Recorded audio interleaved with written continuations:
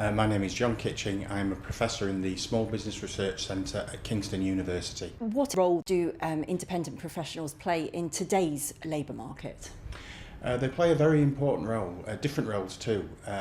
One is helping firms to innovate, larger firms that hire their services. They also play a more independent role where they may actually serve personal customers as well as corporate customers and public sector organisations. So they play a very diverse number of roles in different sectors and occupational areas. And what extent would you say that the regulatory barriers are holding back self-employed from perhaps contributing to economic growth? I actually think the regulatory environment in Britain is actually quite permissive. I think this makes it easy for organisations, private and public sector, to hire freelancers. Obviously freelancers may feel differently in terms of tax issues where they operate as limited companies.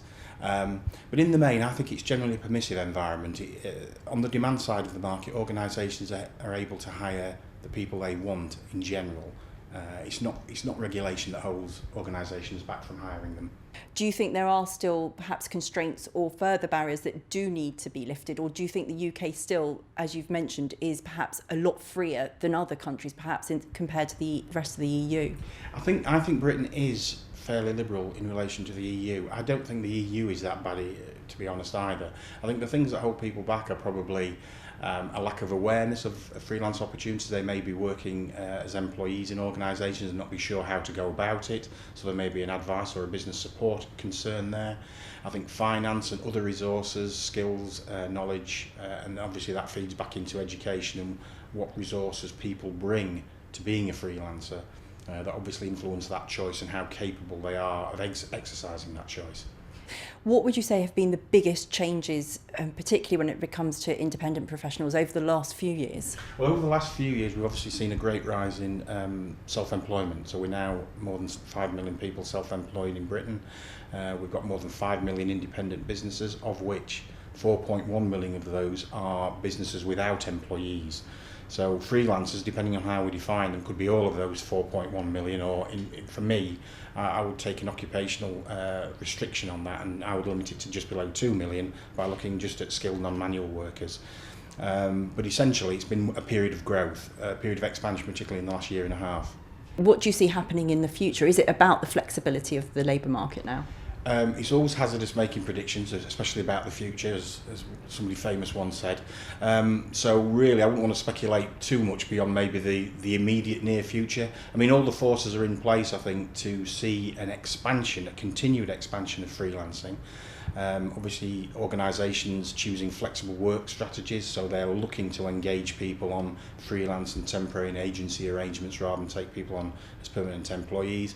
But on the supply side too, there are characteristics of the workforce now. It's changing occupationally, so it's moving more towards managerial, scientific, professional jobs where freelancers are important, creatives too. And also the workforce is getting older, and a long-standing relationship is actually between those over what used to be state retirement age, 65, for men anyway. Those people tend, when they do play a part in the labour market, they tend to work on a self-employed or freelance basis. They don't tend to come back in as employees. So you're looking at people of that age, a third of them, 40% maybe, work as independents. And just finally, would you say that both sides benefit from this arrangement? I think in the main that is the case. Organisations definitely do, I think, otherwise they do it some other way, they hire permanent employees. I think for skilled freelancers operating in professional non-manual occupations, I think for them mainly too. I suppose my concern, and what should be a concern for public policy, is if we define freelancers broadly to mean anybody self-employed without employees, and I think there has got to be a close look at how vulnerable groups of the self-employed may need certain protections from policymakers, whether that be to support working in a business, or maybe it's on the pension side, benefits side, for people who are in and out of the labour market as self-employed. I think there's definitely a policy issue there that needs to be attended to.